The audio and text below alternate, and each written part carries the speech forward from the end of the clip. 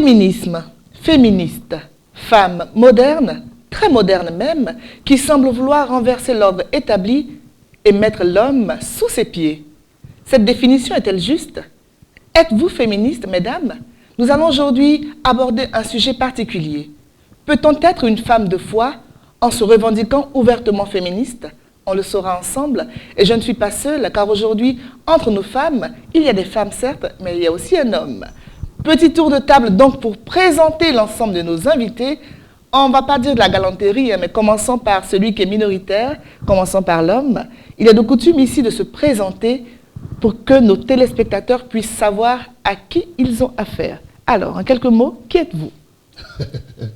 Merci de me donner la parole, même si on pense croire que je suis minoritaire, je crois toujours être majoritaire dans cette position. Pour parler comme Mandela, je ne perds jamais. Même quand je perds, j'apprends. D'accord. Ce que je veux dire, c'est que moi, c'est Bli Marius, enseignant, conseiller politique, conseiller conjugal, consultant. Bon, qu'est-ce que je peux dire encore?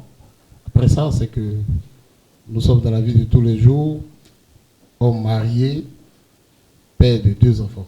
Voilà, je crois que c'est assez précis, professionnellement et puis dans la vie privée aussi. On est assez satisfait de la présentation. Oui, je pense bien. Alors, on va aller à ma droite. Elle est resplendissante comme un soleil levant. On va bien sûr avoir plus d'informations sur cette belle dame, madame. Moi, c'est Zidago Amadina. Je suis mariée, mère de 3 enfants. J'ai un diplôme de gestion, maîtrise en gestion, que j'ai fait à l'université de Bouaké, qui s'est déplacée dans le temps à Cocody. J'ai été aussi commerciale pendant 7 ans, dans un métier qui est censé être beaucoup un métier d'homme. C'était une cimenterie. Et aujourd'hui, je suis rentrée à la fonction publique, donc je suis attachée de finances. Donc voilà un peu de manière globale ce qui me concerne. Mais aussi beaucoup entrepreneurs. Bon, on aura l'occasion d'en parler pendant nos échanges. On va terminer avec celle qui est toute de rose vêtue. Mais est-ce que cette couleur rose ne cache pas une férocité un peu, hein? On va bien savoir qui elle est, madame. Merci. Alors, moi, c'est Konaté Dindio. Je suis juriste de formation, spécialisée en droit public. Je suis également spécialiste des questions de justice internationale pénale, notamment de la Cour pénale internationale. Au plan professionnel, je suis médiateur pour la Banque mondiale, donc un des départements qu'on appelle le Compliance Advisor Ombudsman. Donc je suis médiateur pour eux, parce que je suis spécialiste en gestion des conflits et construction de la paix, donc à part mon diplôme en droit. Je travaille également pour la United States Institute of Peace, qui est un programme, une institution du gouvernement américain. Mais je tiens à préciser que les opinions que j'exprimerai ici ne représentent que ma personne, bien entendu. Bien sûr, nous sommes entre nous femmes, aujourd'hui on va dire entre nous femmes et hommes, puisque nous avons un homme dans notre compagnie, et vos opinions nous intéressent. Première chose, on va mettre les pieds dans le plat. Quand on dit féminisme, quand on dit féministe, qu'est-ce que ça vous évoque? Il y a bien sûr la définition que l'on connaît dans le dictionnaire, hein, mais personnellement, qu'est-ce que ça vous évoque? On va commencer par l'homme. Quand on parle de féministe, de féminisme, comment est-ce que vous percevez la chose? Oui, mais d'abord, il faut qu'on revienne tout de même au dictionnaire. Bien sûr. D'abord, on sache, dans le cadre général, avant de faire une approche personnelle, ce qu'il faut dire, c'est que féministe ou féministe, c'est le fait de militer pour améliorer, pour étendre le rôle de la femme. Voilà, donc militer pour les droits de la femme. Maintenant, qu'est-ce que ça nous ramène? Ça nous ramène à nos sociétés africaines dans laquelle la place de la femme continue d'être discutée. Voilà. J'ai failli dire, la place de la femme, c'est à la cuisine. On a tous entendu ça sur les réseaux sociaux, n'est-ce pas? Bon, la place de la femme, c'est à la cuisine. Ça, c'est une autre pensée qui lui dit, pour le moment, ce que nous constatons dans notre société africaine, c'est que la place de la femme continue d'être discutée. Et comme nous sommes dans le cadre religieux, la religion, souvent par l'interprétation des hommes religieux, je précise, donne un peu plus le rôle à l'homme, ce qui crée des stéréotypes, on peut dire en sorte, ce qui crée encore quelques éléments de discrimination. Toutefois, pour résumer, féministe, c'est le fait de ramener au droit de la femme. D'accord. Donc, il a expliqué d'abord la définition générale, hein, avant de dire ce qu'il en pensait lui-même. Africaniste, on devine cela. Alors, Amadina. Bon, pour moi, en tout cas, être féministe, c'est militer pour le bien-être de la femme. Voilà. Pour moi, c'est résumé comme ça. Pour moi, une femme, elle doit être bien dans la tête, parce qu'elle porte beaucoup de personnes. Donc, pour être bien, il faut qu'elle puisse savoir elle-même qu'est-ce qu'elle veut. C'est d'abord ce qu'elle veut à elle. Donc, c'est vraiment pour le bien-être de la femme. La mettre dans les conditions qu'il faut, que ce soit politique, que ce soit économique, que ce soit social. Pour moi, il faut d'abord qu'elle se sente bien. Donc, pour moi, c'est militer pour que vraiment, elle puisse vraiment s'exprimer et se sentir bien. Donc, pour moi, être féministe, c'est vraiment me battre pour que la femme ait vraiment un bien-être. Voilà, se battre pour que la femme ait un bien-être. C'est bien résumé. Alors, Dindio. Alors, je vais plus vers la définition qu'a donnée Martina.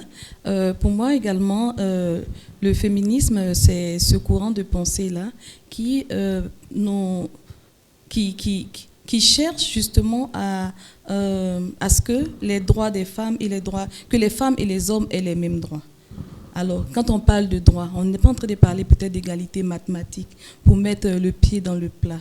Quand on parle de droit, il y a une image qui me vient à l'esprit, c'est celle du 8 mars. Le 8 mars, qu'on appelle Journée internationale du droit de la femme, et qui se résume aujourd'hui à l'achat d'un pagne, à tout le folklore qui entoure cette journée. Et dès que les lampions se sont éteints, on se dit rendez-vous dans 364 jours pour encore parler des droits de la femme à travers un nouveau pagne. Et on envoie des messages à longueur de journée, vous êtes nos mamans, vous portez le monde, etc., etc. Donc pour moi, le féminisme, c'est justement cette lutte-là pour les droits de la femme. Quand les lampions s'éteignent, qu'est-ce qu'on fait après? Waouh, je sens qu'on aura un débat extrêmement enlevé. Mais si le féminisme a existé ou existe toujours, c'est qu'il y a forcément une raison. Est-ce que vous avez des exemples précis de causes qui pourraient amener les femmes à vouloir changer les choses? Amadina, un exemple précis? Parce qu'on parle souvent de féminisme en relation avec le machisme, n'est-ce pas? Les hommes qui imposent leur domination. Mais est-ce que c'est réel? Est-ce que c'est réel que les hommes écrasent vraiment les femmes au point qu'elles aient besoin de se battre pour lutter pour leurs droits? Oui, mais bon, c'est clair que peut-être les plus grands exemples se trouvent au niveau du travail. Pour moi, en tout cas, là où moi j'ai déjà vu des exemples qui parlent vraiment, c'est vraiment au niveau du travail. Bon, malheureusement, je le dis parce que souvent nous les femmes, on se laisse beaucoup impressionner. Voilà. Donc, quand on est dans un milieu d'hommes, c'est un peu difficile pour nous de frayer notre chemin, parce qu'en fait, les hommes dans ces cas-là pensent que ce n'est pas eux qui nous barrent la route. Ils ont souvent l'impression que c'est nous qui ne nous affirmons pas parce qu'on se laisse impressionner ou dominer par les hommes. Donc là, pour eux, là, c'est pas eux qui viennent enfreindre, en fait, qui viennent barrer le chemin, c'est nous qui ne nous affirmons pas assez pour pouvoir prendre la route. Ils ont raison, non? Non, moi je pense pas. Je pense que tout est fait, le cadre est fait, les situations sont faites généralement pour les hommes, souvent, très souvent. Parlant des promotions, par exemple, parlant même des... Bon, c'est un peu caché parce que là encore, on est sur un plateau télé, donc il y a certaines choses qu'on ne mentionnera pas, mais clairement, il y a eu des fois où on nous montre que, parce que tu es capable de faire un enfant l'année qui suit, on ne peut pas t'intégrer dans le plan de l'année qui suit. Parce que tu peux faire un enfant. Il y a des risques pour que tu fasses un enfant. Et donc, tu seras out, comme on dit. Donc, on ne peut pas t'intégrer dedans. Donc, en fait, ils font des petits calculs et tout ça en fonction de toutes ces choses-là. Moi, je pense que ce n'est pas facile pour nous, les femmes, de baigner dans ce genre de milieu et puis d'avoir toujours l'impression qu'on a un coup inférieur à l'homme parce qu'on porte la vie et qu'on est capable de faire un enfant, qu'on vient mélanger les plans des gens. C'est pas évident. Alors, moi, Dindio, la chance de fréquenter des institutions internationales, on va dire que là-bas, les femmes ont un peu plus de poids. Hein, parce que quand M. Bly l'a dit, la tradition africaine fait que dans certains milieux africains ivoiriens, on peut mettre la femme au second plan, mais quand on franchit le seuil de la Côte d'Ivoire, quand on commence à travailler avec des institutions internationales, c'est quand même différent là-bas. Là-bas, c'est mieux. Bon, avant de répondre à votre question, je voudrais rebondir sur la question que vous avez posée avant, Bien la sûr. question précédente, notamment qui parle de cas, qui parle justement de cas de pratiques de machisme dans nos sociétés. Alors, ça m'a ramené à l'école secondaire, où j'étais dans cette classe de 5e là, avec cette jeune fille qui était quand même brillante, et qui, après les congés de Noël, n'a plus paru à l'école. Alors, renseignement pris, on l'a mariée. Parce qu'on estime que c'est une fille, donc on ne va pas investir dans une fille. Et il vaut mieux laisser les hommes aller à l'école parce que justement le destin de la fille, c'est de se retrouver dans un ménage. Et même si elle continue, qu'elle arrive à travailler, ce sera pour le bien-être de son mari et de la famille de son mari. Alors, on ne parle pas du bien-être de cette personne-là. Donc, on a énormément, justement, de cas de machisme. Et si on doit encore ajouter au cas que Madina a énoncé tout à l'heure, au niveau en fait, au niveau de la situation professionnelle, lorsqu'on commence à travailler parce qu'on est femme, parce qu'on porte la vie, donc on ne nous inclut pas dans des plans, ou bien on se dit, ben, celle-là, elle risque de tomber enceinte, donc il y a certains postes de responsabilité qu'on ne nous confie pas. Alors, pour revenir au plan international, franchement, je n'ai pas encore été confrontée à cela. J'ai la chance quand même de travailler dans une équipe de femmes. Depuis que je fréquente quand même, depuis que j'ai commencé à travailler au plan international, je me rappelle quand je joignais l'une des équipes dans laquelle je travaille encore en ce moment, il n'y avait que des femmes. Il n'y avait que des femmes et notre boss avait l'habitude de dire mais c'est pas parce que c'est pas parce que je veux uniquement des femmes, c'est parce que j'ai pas trouvé. On a interviewé bon, je reconnais quand même que c'était pour un poste d'assistant, mais après il n'a pas pris le job. Alors qu'est-ce que vous voulez que je fasse? Alors heureusement maintenant, on est peut-être une équipe de 25 personnes et on a au moins 4 à 5 hommes au sein de cette équipe-là. Sur les 25? Voilà, sur les 25. Donc c'est une équipe quand même où il y a beaucoup de femmes. Mais je pense que ce n'est pas le critère prédominant lorsqu'on fait les recrutements. Pour avoir participé à des processus de recrutement au sein de cette boîte, de cette institution, le critère dominant, ce n'est pas le sexe. Le critère, justement, c'est la capacité de la personne à répondre au job description qui a été taillé. Donc, personnellement, je n'ai pas encore été confrontée à cela. Je ne suis pas en train de dire que ça n'existe pas. Ça peut bien exister, mais personnellement, je n'ai pas encore été confrontée à cela. Et j'espère que je ne serai pas confrontée à cela.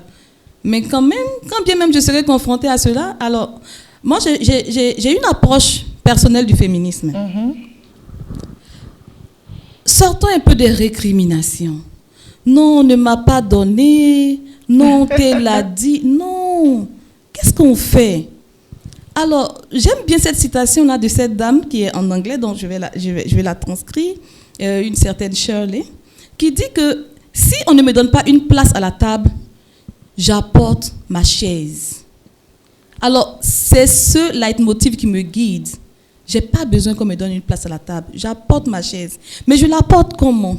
En montrant ma compétence, en montrant que j'ai le droit d'être là. Alors là, on ne peut plus me dénier ce droit et on ne peut que me donner ce à quoi j'ai droit. Donc, il ne s'agit pas de forcément pleurnicher à longueur de journée. On reconnaît quand même qu'il y a certaines situations où les personnes ne peuvent pas.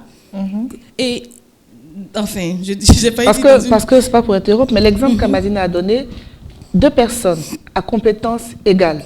Une peut se voir refuser une promotion simplement parce qu'elle est une femme, alors qu'ils fournissent peut-être le même effort, la même productivité, mais le risque du bébé, ça c'est un risque. On nous encourage à faire des bébés alors qu'à la longue. Exactement. Et ça, c'est assez criard dans nos sociétés. Et c'est ce contre quoi, justement, c'est ce pourquoi on doit travailler, c'est ce contre quoi on doit lutter. Et c'est ce sens-là qu'on doit donner à la journée du 8 mars, par exemple. À la fin de cette journée, si on veut vraiment qu'elle soit une journée folklorique, puisqu'elle est déclarée par... OK, quand on aura fini de faire les assises, quelles sont les décisions qu'on prend? Est-ce qu'après cette journée-là, moi, en tant que femme, j'ai droit à la même promotion? Je peux être également nommée chef. sans qu'on ne me dise que je risque de tomber enceinte. Et du coup, quand je vais partir, ça va créer un flou. Désolée si j'interromps un peu rapidement, voilà. Parce que je voulais juste ajouter, parce qu'à ce que j'ai dit, ce qu'il faudrait savoir, pourquoi moi ça me révolte, c'est ce genre de situation, parce qu'il y a des femmes qui sont capables de bosser. S'il n'y a pas de problème de santé, qui sont capables de bosser, pareil qu'un homme, jusqu'à terme. Bon, même pas, on ne va pas prendre le risque, mais au moins jusqu'à 8 mois, jusqu'à 7 mois. Donc, et après, il y a un petit temps. Quand je pars, je ne laisse pas mon équipe. Je continue de travailler. Il y a des femmes qui continuent de bosser à partir de leur maison, qui envoient des mails constamment, qui ne sont pas présentes, mais on sent quand même leur implication dans la société. Donc c'est vraiment dommage en fait de retirer cette chance-là à quelqu'un juste parce que la personne, soi-disant, sera out pendant 1 an. Voilà. Et quand vous parlez justement de partie, quand vous parlez de partie à 7 mois, alors ce cas de ma collègue là me revient, qui a accouché dans le mois de janvier, et je crois qu'elle a accouché si je me souviens bien, le 10 janvier, mais elle a travaillé le 10 matin. Moi, j'ai travaillé le 10 matin. Et ensuite, elle allait accoucher dans l'après-midi. Elle nous a envoyé la photo du bébé, etc. Donc, pour dire que s'il n'y a pas de cas de santé, et les cas de santé, tout le monde peut être malade. Un homme comme une femme peut être malade. Ce n'est pas parce qu'on est femme qu'on est plus enclin à tomber malade. Non, du tout. Donc, il ne faut pas justement, à partir de questions de sexe limitées, et revenir encore avec ces aspects. Alors, mesdames, s'il vous plaît, il est important qu'on puisse entendre la voix de M. Blimarius. Il est important que l'on puisse l'entendre. Un avis, est-ce que c'est réel? La discrimination est réelle dans tous les cadres. Nous sommes dans une société où chacun cherche sa place. Donc, dès que l'esprit de compétitivité s'installe, c'est normal qu'il y ait des éléments de discrimination. Maintenant, quand on revient au genre, que chaque genre sache que nous sommes une société où on apporte sa chaise, elle a dit. Personne ne tiendra ta chaise à ta place. Si le 8 mars est une cérémonie, le 8 mars n'apportera rien à la femme. Vous savez, les droits, on a parlé d'amélioration des droits. Le droit, comme on a un juriste, elle va dire si c'est... Elle va infirmer ou confirmer. Ce que je veux dire, c'est que le droit est une obligation facultative. Contrairement au devoir, qui est une obligation. D'accord. Donc, dès qu'on rentre dans la conception facultative, ça veut dire qu'on n'est pas obligé d'appliquer. C'est l'inverse, non? Le droit, c'est une obligation, c'est facultatif. On te dit, tu as le droit à manger, tu ne peux pas manger. C'est facultatif. Et le devoir? Le devoir, tu dois aller à l'école, tu iras. C'est un devoir. Quand tu donnes le devoir de classe, tu es obligé de le traiter, sinon tu perds une note. Mais le droit, là, c'est facultatif. Donc, dès qu'on rentre dans cette notion facultative, on n'est pas obligé de respecter. Ce sont aux femmes de donner un contenu à la journée du 8 mars. Parce que ce sont les femmes qui sont battues pour obtenir cette place. Par exemple, que la journée du 8 mars serve à ces femmes de l'hémicycle pour porter ce projet dans les différentes entreprises, comme les cas de discrimination notés. Ça, on parle d'accouchement. Mais il n'y a pas qu'accouchement. Même l'homme, et puis avoir une situation de handicap. Est-ce qu'on se comprend? Donc, c'est à la femme de porter ce projet. C'est pourquoi on ne va pas pour se battre sur l'égalité entre hommes et femmes. C'est pas ça le droit. Le droit, pour moi, quand vous rentrez là-bas, revendiquez le droit de la femme, être féministe. Quand on est là-bas, les hommes aussi portent votre projet. Vous savez qu'il y a beaucoup d'hommes qui se battent avec vous, coude à coude, pour réussir la place de la femme. Vous voyez, par exemple, ils ont tout fait, pour ne pas dire ces organisations féministes, ont tout fait avec l'Église catholique aussi, qui a une communauté de femmes, je crois que c'est AFTEC, voilà, qui ont porté le projet tout récemment pour que le chef de l'État nomme plusieurs femmes au gouvernement. Vous voyez que ça s'améliore. Mais ce n'est pas seulement les nominations. Il faut que dans le code du travail, on sent que les femmes sont prises en compte, que le droit des femmes est pris en compte. Sinon, on sait déjà qu'elle va porter un enfant. On le sait. C'est pour ça que certaines professions préfèrent que les femmes aient un certain âge. La ménopause n'est pas loin. Voilà. Donc, ce que je peux dire, c'est qu'on ne reste pas droit de femme en revendiquant. Elle a dit, en pleurnichant, en restant derrière, non, on ne prend pas en compte. Non, personne ne te prendra en compte. Nous sommes dans une société compétitive. Et croyez-moi, même un homme, homme avec petit H, sexe masculin, là, on ne se laisse pas. Exactement. Pour qu'on se comprenne. Et vous savez, si nous avons les compétences égales, effectivement, il faut qu'on bénéficie des mêmes droits. Merci. Et pour qu'on y arrive, c'est aux féministes, c'est pourquoi, comme on n'est pas encore dans l'aspect foi, on va y arriver. Bien sûr. C'est aux féministes.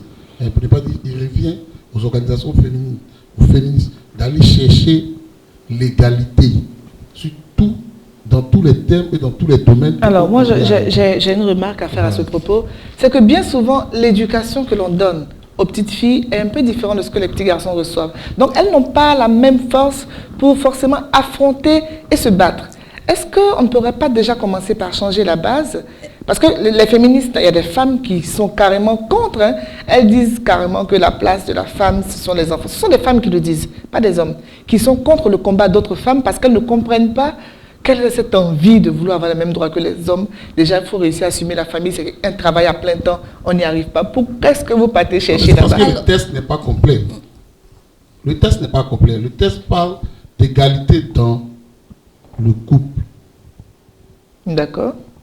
Mais ce n'est pas complet. Il faut aller jusqu'au bout. Parce que les dames, ceux qui s'opposent estiment que l'égalité dans le couple n'est pas importante. Que monsieur et madame, nous tenons ensemble le carnet de famille. Représente quoi pour toi? C'est la question qu'on pose. L'article 52 est clair. L'article 52 dit que si jamais un des conjoints n'est pas satisfait pour la maison, il faut appeler un huissier, on fait venir un officier de justice pour que vous choisissiez la maison. Ça marche bien. Mais moi, j'habite à Belém à côté. Là-bas, il n'y a pas de numéro de loyer. On fait comment? Vous voyez que le test n'est pas complet. Ça met en minorité. Vous êtes ici intellectuel, mais ça met en minorité vos soeurs. Prenez encore toute la Côte d'Ivoire. Le test n'est pas complet. Si on dit égalité dans tous les compartiments et qu'on prend la charte de l'entreprise, le droit du travail, on prend le contrat social, vous voyez que dans tous les domaines, là en ce moment, on a la femme qui occupe une place dans nos sociétés. Voici. Je crois que Zindio veut intervenir. Je vais revenir justement sur un point que vous avez touché tout à l'heure, qui est un point très important. C'est-à-dire, si on veut continuer justement, si on veut que ce combat-là porte, il faut commencer à la base. Voilà. Alors, qu'est-ce qu'on fait pour les petites filles et pour les petits garçons? Généralement, un garçon, quand il tombe, ah non, un garçon ne pleure pas. On trouve logique, on trouve normal qu'une femme pleure, qu'une femme pleurniche, il n'y a pas de problème. Mais quand c'est un homme, non, un homme doit être dur. Et c'est là justement que ça commence. La place d'un homme, ce n'est pas dans la cuisine. Alors, petite illustration. J'étais en cité universitaire, à la fac de droit, et parallèlement, je suivais mes cours en gestion des conflits et construction de la paix. Donc, 2 diplômes que je préparais en même temps. Et mon petit frère, qui a eu le bac, est venu, il était inscrit à la fac de mathématiques. Il a eu d'ailleurs son doctorat en mathématiques il n'y a pas très longtemps. Et quand il arrive, je le regarde, je dis, ben toi, si tu comptes sur moi pour manger ici, tu vas mourir de faim. Parce que je n'ai pas le temps. Je fais les cours de droit le matin. Je fais les cours en gestion des conflits en cours du soir. Donc, je n'ai pas le temps. Et il a commencé progressivement à apprendre à faire la cuisine. Après son cycle ingénieur, il a une bourse et il part dans un pays étranger pour faire son doctorat en mathématiques. Mais après, il me dit, mais tu sais, tu m'as formé. Toute ma bourse serait passée dans les repas qui n'ont d'ailleurs aucun goût parce que pendant 3 ans, j'allais me retrouver à manger dehors. Mais au grand jamais, je ne mange dehors parce que je fais tous mes plats moi-même. Je suis capable de tout faire moi-même. Est-ce qu'on ne peut pas justement, à la base, commencer avec nos petits garçons à également leur apprendre cela, leur montrer qu'il ne s'agit pas, ce n'est pas seulement les femmes. Et nous ne sommes pas en train de dévaloriser un sexe en demandant d'apprendre les mêmes choses aux femmes et aux hommes. C'est pour le bien-être même de ces personnes. C'est la première chose, pour les rendre suffisants. Oui, je vais profiter pour rebondir. Elle a exactement dit, elle a confirmé, voilà, elle a confirmé ce que tu étais en train de dire. Il faut vraiment que ça commence à la base. Parce que ce qu'il disait tout à l'heure, par contre, je ne suis pas trop d'accord par rapport, parce qu'il y a le droit, c'est vrai, mais il y a l'application, comme il a dit. Et l'application, c'est difficile. C'est vrai, si on ne commence pas par le bas, on ne commence pas par la base, ça sera toujours difficile. Ça sera toujours difficile. C'est vrai, les hommes ne se ratent pas. Il faut apporter sa chaise. Mais regardez combien de femmes arrivent à apporter leur chaise à la table. Effectivement, c'est des femmes qui ont été élevées à la dure, à qui on a montré que tu as le droit de te battre. Et aujourd'hui, moi, je vois l'évolution de la société. C'est vrai, je suis fière de tout ce qui se passe. Les femmes ont lutté, elles sont arrivées à un certain stade.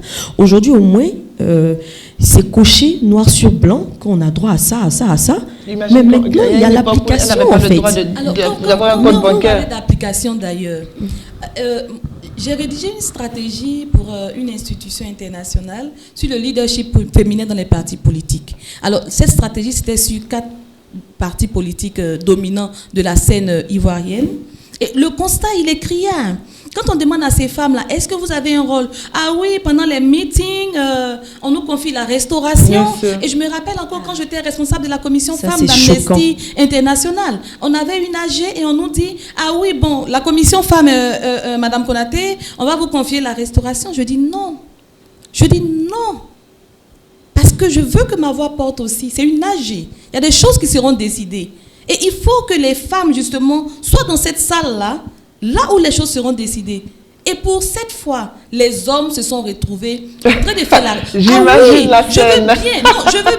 Je veux bien qu'on dise, ok, 2 femmes, 2 hommes, etc. Bien sûr. Mais je ne peux pas comprendre que tout un genre soit absent et qu'on prenne des décisions. Et après, on va se retrouver un peu dans le sens... Ah, mais à quel moment est-ce qu'on a décidé de cela à Amnesty International Côte d'Ivoire? Non, je veux être à cette table-là. Et mes femmes se sont retrouvées avec moi et on était à cette table-là. Et les décisions qui ont été prises, on a voté justement pour ces décisions. C'est de ça qu'il s'agit. Alors, il ne s'agit pas simplement quand on dit non, il faut donner des places aux femmes. Bon, comme on dit un tiers, oui, toi, viens, etc. Et on ne se retrouve pas à prendre des personnes qui sont compétentes. C'est vraiment très subtil. On fait de la figuration. C'est très subtil parce qu'elle a été assez vigilante, parce que c'est une femme de force, c'est une femme de foi. Elle a pu dire non, je veux être à cette table-là, je veux que ma voix porte, je veux écouter ce que vous allez décider, je veux participer à la décision. Mais la plupart d'entre elles n'allaient même pas voir ça venir jusqu'à ce qu'il y ait la conséquence. C'est-à-dire, regardez maintenant que non.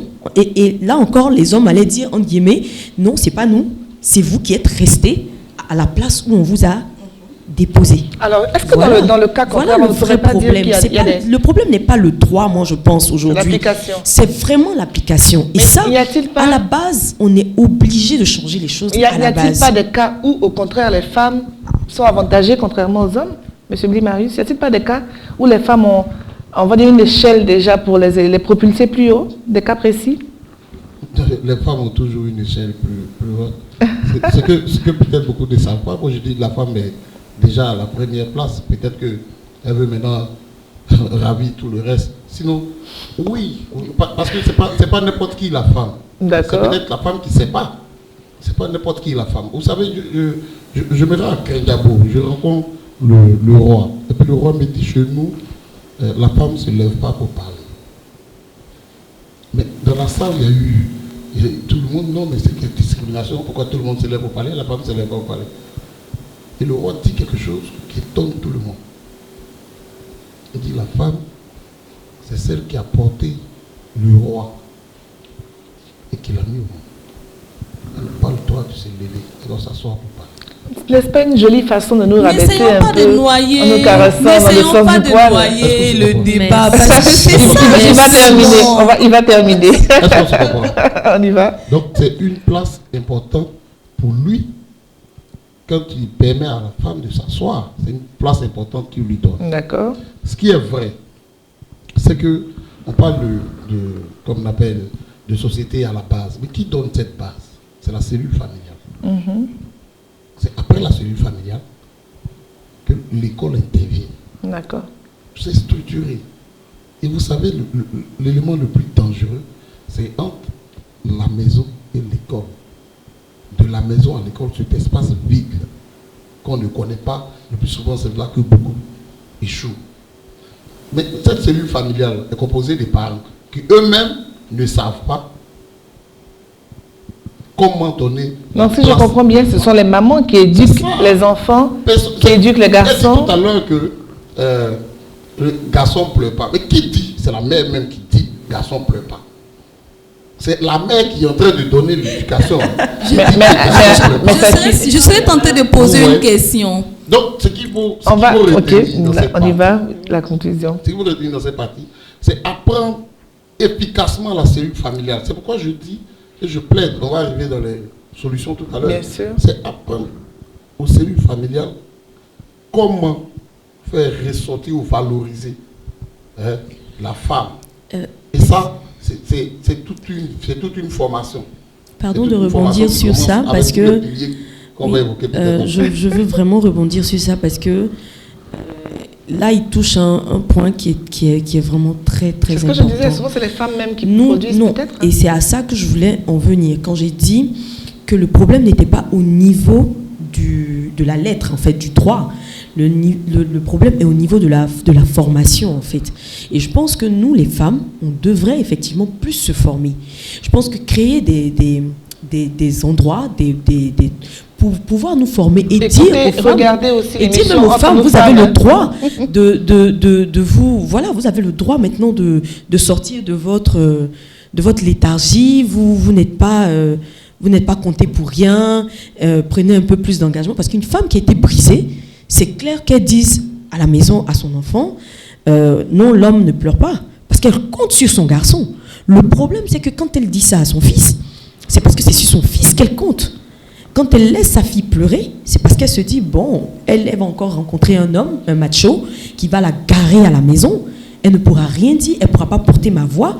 Mais mon fils, qui a vu comment je souffre à la maison, qui me voit tous les jours crouler et peiner à la maison, lui, il pourra dire un jour, et effectivement, c'est ce qui se passe quand vous avez dit qu'il n'y a pas que les femmes qui nous soutiennent dans ce combat. Aujourd'hui, il y a beaucoup d'hommes qui nous soutiennent dans ce combat parce qu'ils ont vu leur mère en train de souffrir à la maison. Alors, je crois que Dieu s'apprêtait à intervenir. Alors, quand je disais que je voulais lui poser justement une question, quand il parlait de femmes, ce sont les femmes qui disent à leur garçon qu'un garçon ne pleure pas. Elle ne fait que reproduire un schéma. Un schéma qu'elle a vu. Mais un schéma qui vient de quoi? Qui vient justement de ce patriarcat. Où c'est un peu comme des républiques de entre-griffes mâles. C'est la prédominance. Donc le garçon ne pleure pas. Et je suis tout à fait d'accord avec ce que Madina a dit.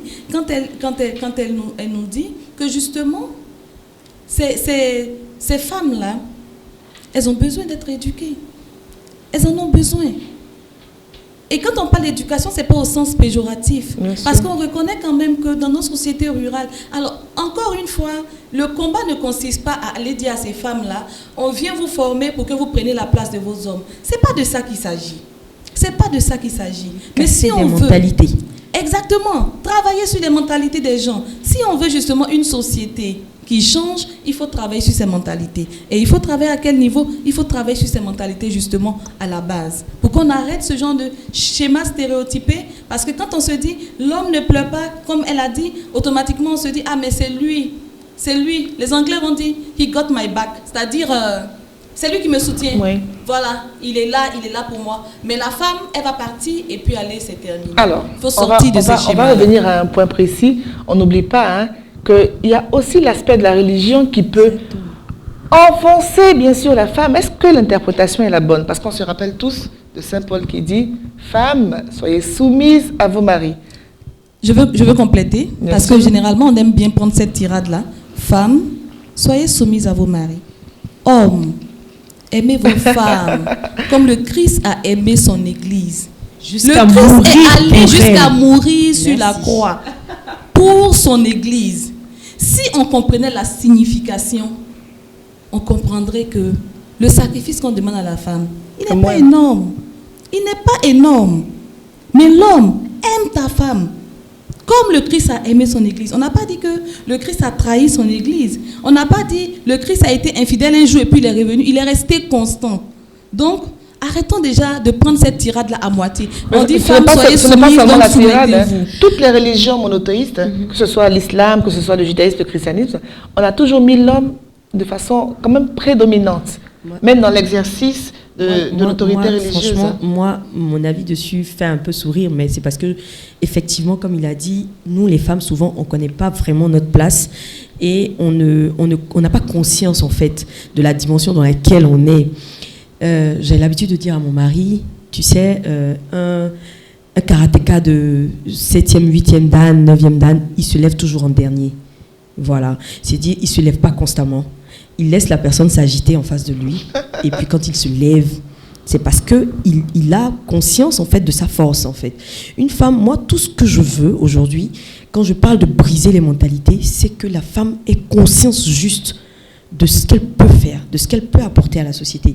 Mais si tu ne veux pas et que tu choisis de rester à la maison, la religion, pour moi, elle dit voilà la place de l'homme, voilà la place de la femme, mais pour moi, elle te dit sois à l'aise d'abord, vis. Sois heureuse. Bon, voilà ce que moi, la religion me dit. Sois heureuse, sois toi-même.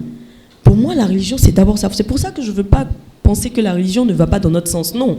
Pour moi, la religion, c'est d'abord... Donc, on peut être à la fois féministe et croyante. Exactement. C'est possible. Au contraire, même pour moi, c'est surtout la foi qui fait que j'arrive à soulever ma chaise pour venir déposer à la table. Bravo. Ouais. Je crois qu'on va commencer à construire nos chaises et puis chercher la place sur la table. Ah oui. Ben là, il faut pas envoyer des chaises en bois, il faut envoyer des fauteuils. C'est ça. Pour être Alors, confortablement assise. on va laisser l'homme de ce plateau s'exprimer.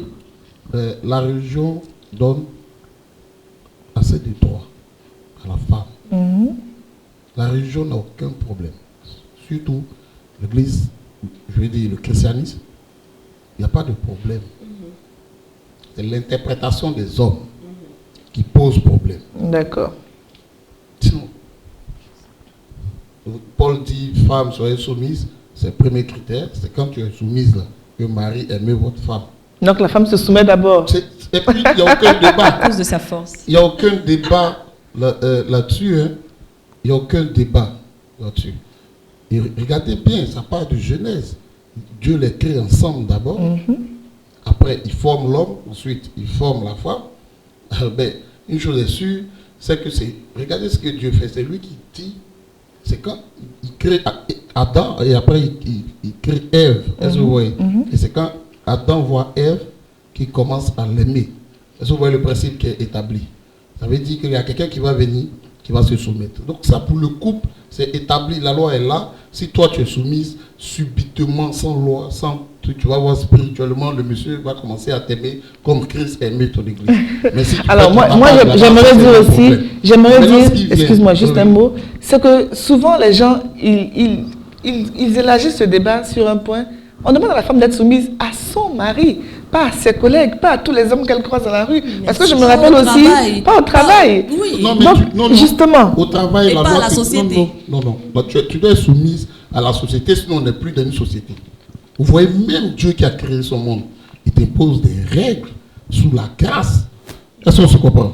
Sinon, chacun, on vivrait n'importe comment, hein, excusez-moi du terme. Oui, mais ce que je veux dire, même dans la société, il y a une démarche à adopter. Vous comprenez? Au travail, on te demande d'être soumise. Tu es soumise à ton supérieur hiérarchique. On n'a pas dit d'être soumise à un homme là-bas. Oui. Est-ce qu'on se comprend? Au supérieur hiérarchique, maintenant. Voilà, tout simplement. Maintenant, la vie elle-même a des valeurs qu'on doit adopter, qu'on doit incarner. Tu as vu quelqu'un, naturellement, tu respectes la personne. On n'a pas besoin de faire... Le respect n'est pas la soumission. C'est pas la soumission. Le respect n'est pas la soumission et le respect, c'est à deux sens. C'est ça. C'est à pour deux moi, sens, même justement. le respect au-delà de la soumission. Parce que vous savez, quand Je comprends l'idée. je te porte. Que tu sois présent ou pas, l'attitude est la même. Et ça, le respect, effectivement, c'est même pas la soumission, c'est au-delà. C'est au-delà de la soumission. Donc, ce que je veux dire, quand je vois quelqu'un qui soit bébé ou pas, naturellement, je me soumets je le à toi. respecte. Voilà. Mais là, la loi est faite pour le couple. Et c'est quand cette loi fonctionne dans le couple que les enfants eux-mêmes apprennent, adoptent une certaine démarche. Vous savez, l'interprétation va se faire au fur et à mesure. Dès le départ, l'Église, la vie est jalonnée de saintes incroyables, dont la force, et ce sont des modèles extraordinaires. Donc je crois qu'on est tous d'accord sur l'idée que l'Église n'est pas contre cela, mais c'est comme il l'a dit, l'interprétation des uns et des autres qui pose problème. L'Église n'est pas contre. L'Église n'est pas contre. Et encore une fois, comme je le dis, quand on réfléchit à ce verset des Actes des Apôtres, où justement on parle de hommes femmes, soyez soumises à vos hommes, et hommes, aimez vos femmes. Aimez vos femmes, Voilà, comme le Christ a aimé justement son Église. Quand on parle justement de cela, on se rend compte que ce combat des droits des femmes n'est pas contradictoire avec ce qui se dit justement dans les livres saints. Parce que pour aimer quelqu'un, pour mourir pour cette personne-là, ça veut dire qu'on a un respect pour cette personne. Bien sûr. Ça veut dire qu'on considère cette personne-là comme son égale et qu'on est prêt à aller à mourir pour cette personne-là. Donc, pour moi, il n'y a pas de contradiction entre la foi et puis... le féminisme. Oui, on peut être femme, on peut être catholique, je parle de ce que je sais, et puis on peut être féministe. Moi, je pense que ça vient même s'ajouter. Parce que, comme je dis, pour moi, la foi, c'est ça qui me donne la force, en fait, de continuer cette route. Le respect de soi. Cette on est créé à l'image de Dieu, nous aussi, donc on mérite le respect. Dans le livre de Luc, par exemple. Exactement. Comme vous voulez qu'on en parle, on va parler. Il y a Jésus qui est là, Luc, je crois que c'est chapitre 10. Il y a Jésus qui est là, avec Marie. Il y a Marthe qui cherche à s'occuper à autre chose. Et Jésus dit à Marthe de rejoindre. Ça veut dire que la femme a une place. Vous voyez, il lui demande de rejoindre. La meilleure part. La meilleure part. La meilleure part. Exactement. C'est surtout sa sœur qui vient dire, mais elle est là, elle est assise là, elle ne fait rien. Voilà. Et pourquoi elle ne vient pas m'aider? Alors qu'il y a d'autres hommes qui écoutaient certainement la parole. Exactement. Il dit, mais elle a choisi la meilleure part. Je suis d'accord. Ça veut dire que l'autre doit rejoindre la meilleure part. Exactement. Et ça veut dire que déjà, Dieu a prévu la place de la femme. C'est ça. Est-ce qu'on se comprend? Regardez encore cette deuxième histoire où la dame vient mettre le parfum au pied de Jésus. Quand Judas s'étonne que ce parfum, on peut le vendre. mais Jésus lui dit quoi? Oui.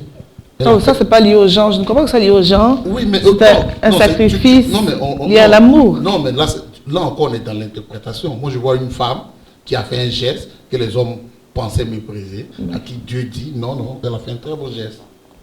Ouais, on encourage. Surtout qu'aucun homme ne se serait peut-être abaissé pour mettre du parfum sur ça. le pied du Christ. En fait, le but justement. C'est l'interprétation qui pose problème. Le but, Moi, c'est pas. ça C'est ça.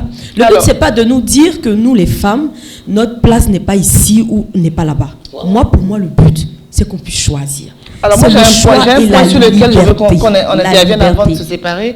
Est-ce qu'il n'y a pas d'abus? Est-ce que sous couvert de féminisme, certaines femmes ne deviennent pas... Parce que l'image du féminisme, quand dans l'inconscient populaire, acariate, nerveuse et souvent célibataire, parce que personne ne peut supporter son caractère. Est-ce que ça n'existe pas, cette réalité-là? Parce que depuis, on parle de l'aspect assez positif, joli, romantique. Parce qu'on a un problème avec la terminologie. D'accord. Il y a des gens qui pensent que revendiquer des droits, c'est adopter un caractère... Bon, je ne vais pas donner de terme. Va en guerre. Voilà. C'est ça, va en guerre. Non, on peut avoir des droits en sachant le faire. Regardez par exemple, je dis dès que tu es soumise. Tout cool. Parce que c'est la première marche de l'escalier. Dans le milieu familial uniquement, dans le milieu du mariage uniquement. Oui, parce qu'à l'extérieur... Moi j'ai toujours dit, les femmes qui se comportent comme vous voulez dehors, là, c'est parce que ça ne marche pas même à la maison qu'elle est comme ça. Si nous celles, Madame Logo, sont sérieux. On sait tous. De la manière dont tu prends monsieur dehors. C'est comme ça que tu vas prendre tes enfants. À la maison, je dis, c'est comme ça que tu vas prendre tes enfants. C'est comme ça que tu vas prendre ton entourage. Est-ce qu'on se comprend? On ne donne que ce qu'on a. Et on ne le donne pas partout. Le vêtement, on peut le changer. Hein, mais le caractère, tu voyages avec. D'accord. Voilà. Lindsay? Alors, j'avoue que je suis un peu dubitative. Parce que le point, c'est qu'il y a des gens qui perçoivent très mal qu'une femme réclame quelque chose. Exactement. Ou alors ça existe réellement des femmes qui réclament mal. Exactement. Il peut arriver des cas de femmes qui réclament mal, mais il y a également ces cas de personnes-là qui, pour eux, la femme est juste peut-être un meuble à la maison. On t'a dit d'être soumise, tu es soumise. Et moi, on m'a dit de veiller sur toi, donc j'apporte le sac de riz, je donne l'argent de la popote, donc c'est OK. Donc, on a ces cas-là. Et quand je dis que je suis assez dubitative, alors... Quand on est soumis à la maison, ensuite tout découle. Bon, enfin, on a dit que dans la soumission, on met le respect. Et que le respect, il est à deux sens. Et moi, j'insiste là-dessus, il est à deux sens. Il ne s'agit pas simplement d'être soumise. On a ces cas de ces femmes-là qui sont soumises à la maison, mais on voit ce que les hommes font. Donc, ce n'est pas que tout coule automatiquement comme de l'eau de source. Non. Ça dépend du conjoint. Ça dépend du conjoint. Et le mariage reste un contrat. il faut qu'on puisse... Ça, c'est la juriste qui parle. On a ensemble décidé de signer. Il faut qu'on puisse trouver tous deux notre épanouissement. Si ça ne va pas, il faut qu'on puisse s'asseoir justement pour parler, pour recalibrer les choses. C'est surtout cela. Et n'oublions pas que les enfants nous regardent. Moi, je pense que la famille, qui est vraiment le socle de toute chose, même de la foi aussi. Pour nous qui sommes croyants, on parle d'abord de famille. Nos enfants nous regardent. Ils regardent un peu comment maman et papa se comportent à la maison. Ils ont l'habitude de voir maman tout le temps dans la cuisine et que papa est assis, ou bien qu'il est tout le temps parti avec ses amis. Voilà, donc lui aussi, quand il grandit, il va faire pareil à la femme qu'il va prendre chez lui. C'est pour ça qu'on a dit encore une fois, il faut qu'on dise à nos sœurs, il faut qu'on dise aux autres femmes, vous avez le droit de choisir. Moi, je veux revenir sur ça. Et je tiens à dire que pour moi, être féministe, c'est ça, c'est donner le choix à la femme. Dans tous les cas, tout choix donne lieu à une responsabilité. Si tu dis que tu choisis telle chose, tu es obligé d'être responsable de cette chose jusqu'à la fin. Si tu as préféré rester à la maison pour t'occuper des enfants, demain, tu ne vas pas venir dire non, j'ai pas eu de carrière parce que je suis restée à la maison. Mais en soi, c'est pas mauvais. Il y a des femmes qui le font. Non, c'est pas mauvais, mais moi, je veux revenir sur l'éducation. Elle a dit choix. Elle va terminer. Pour moi, ça, c'est le choix. C'est pour ça. En fait, si je lutte aujourd'hui, moi, c'est pour que juste on ait le choix. Si tu choisis de rester à la maison, demain, tu diras pas. On ne t'a pas obligé, en fait. On m'a obligé à rester à la maison. Tu as le droit de choisir. Si tu veux une carrière dans une entreprise, il faut que tu puisses l'avoir et avoir les mêmes droits que l'homme. Il faut que tu te dises, en fait, dans ta tête, j'ai le droit de choisir. Maintenant, une fois que j'ai le droit de choisir, je peux décider soit de rester à la maison, bien entendu, en t'entendant avec ton mari, qui est d'abord, voilà, qui est ton homme, avec qui vous allez discuter de ça. Chérie, moi, je ne veux pas rester à la maison. Peut-être, voilà, les autres options qu'on a, mais voilà ce que j'espère faire. On va laisser vous rebondir rapidement dessus. Oui. Quand vous parlez d'enfants, alors souvent on se dit, non, c'est le rôle de la femme. Non, c'est le rôle des deux. Moi, j'étais très contente quand j'ai vu qu'en France, le congé de paternité a été étendu maintenant. Mais il y a une blague sur les réseaux sociaux qui a dit que si ça arrive en Côte d'Ivoire, ça va augmenter le temps des bières dehors. À 28 jours, avec une semaine obligatoire. Parce que justement, il faut que le père puisse tisser quelque chose avec son enfant. Il ne s'agit pas seulement d'investissement de la femme. Et quand finalement on se rend compte que l'enfant est peut-être raté, ah oui, tu as mal éduqué ton enfant. Non, cet enfant, on le fait à deux. On l'éduque à deux. On l'aime à deux. Il ne s'agit pas seulement d'être un père peut-être du... On comprend, il y a certaines personnes qui sortent, qui travaillent, qui rentrent tard. Mais qu'est-ce qu'ils font après?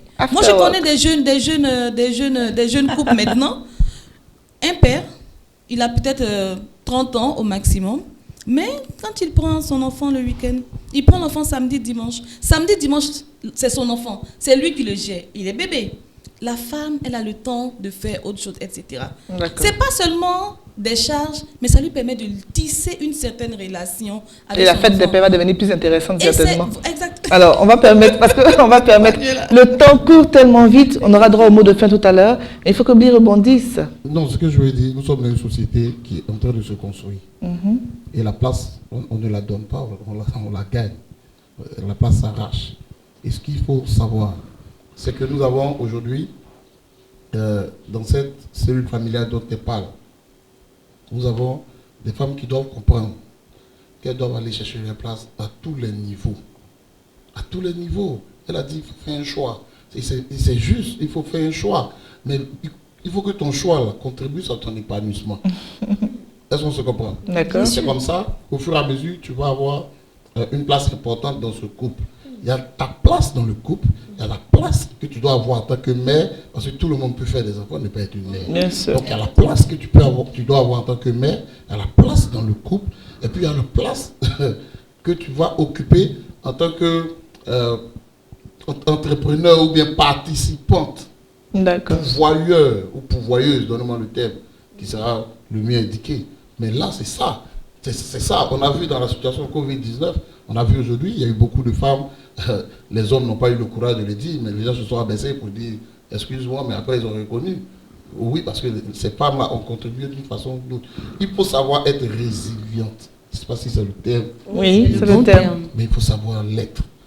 Et Comment cela va se faire? Ça va se faire par une prise de conscience. Aujourd'hui, là, nous sommes en train de critiquer une situation antérieure. Nous sommes une génération, nous sommes en train de construire une nouvelle Côte d'Ivoire. Et nous prions, quand je dis construire une nouvelle Côte d'Ivoire, c'est nous tous ensemble.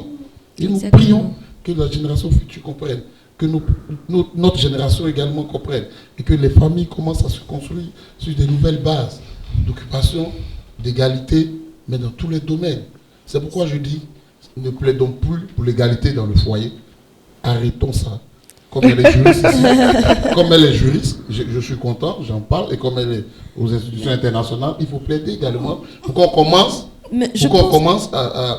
à limiter les situations de concubinage. Voici les droits. Alors, on risque d'entamer un autre débat, et je suis certaine, avec un peu de chance. L'égalité dans les foyers, c'était pas pour ça qu'on parlait.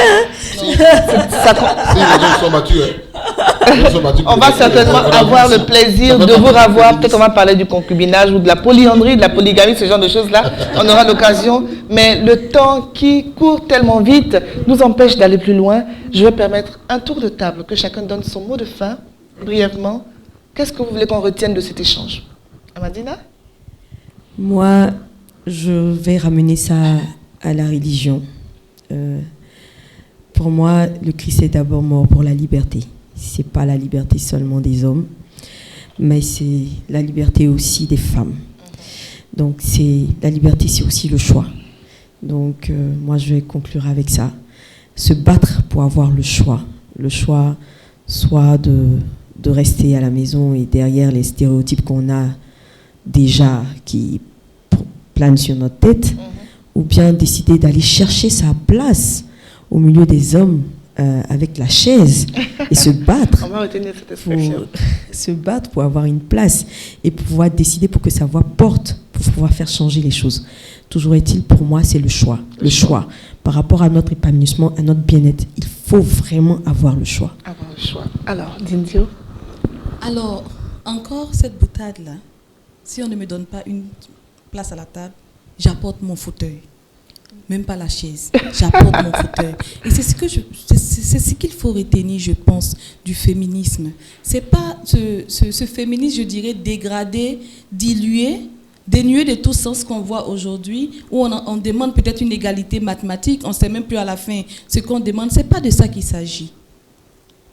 Pour mettre en relation avec la religion, je dirais que Dieu nous a donné le libre arbitre. Choisir le bien, le mal, faire des choix. C'est justement ce choix-là qu'on veut avoir. Dieu nous l'a donné, alors il n'y a pas de raison que les hommes puissent nous enlever justement ce libre arbitre-là. Il faut qu'on ait le choix, il faut qu'on ait le droit de choisir ce qu'on veut pour nous. C'est par ces mots-là que je vais terminer. Et appeler quand même nos sœurs, je dirais nos mamans, nos filles, à justement s'inscrire dans cette ligne de pensée. Ne pas attendre justement qu'on nous apporte tout sur un plateau en or, mais se lever pour pouvoir se battre justement pour un mieux-être. Pour un mieux-être. Merci. Alors, en une minute. À la croix, Christ dit que tout est accompli. Amen. Donc on n'a qu'à prendre. Après ce terme, je ne sais pas pourquoi, il y a encore des gens qui baissent les bras. Madame, maman, femme, mère, lève-toi. Ce que je vous dis, c'est ça. Lève-toi, parce que ne pense pas que tu as échoué. Peut-être que tu as échoué la vie scolaire, tu n'as pas échoué la vie tout entière. Peut-être que tu as échoué dans un petit commerce, mais tu n'as pas échoué. Lève-toi et prends une place. Prends une place à cette vie qui est en train de se construire, qui n'est pas au brouillon, qui est en train de se construire sous tes yeux. Et en même temps que tu le fais, fais-le tout en honorant Christ qui est mort à la croix pour toi. L'honorer, c'est savoir le faire en étant soumise. C'est savoir le faire. Oui, c'est savoir le faire. Le mot. Oui, le mot est important pour moi. C'est savoir le faire, non seulement en étant soumise, mais c'est également savoir le faire en continuant par l'adoration. Par l'adoration. Quelle adoration Christ a donnée? Dis-le. C'est quelle adoration Christ a donnée? Le sacrifice, bien sûr. Donc alors, continuer à se sacrifier, que demain, toutes ces femmes-là aient des droits. Moi, je prie, je vois une Côte d'Ivoire de demain, une Afrique de demain, où les femmes sont vraiment au même niveau que les hommes, au niveau du travail, au niveau de la rémunération, on espère dans grandement. le foyer. Et comme on pouvait le dire, apprendre non seulement monsieur et madame à savoir marcher tout en respectant madame. C'est important aujourd'hui, tout le monde se marie, on célèbre les mariages.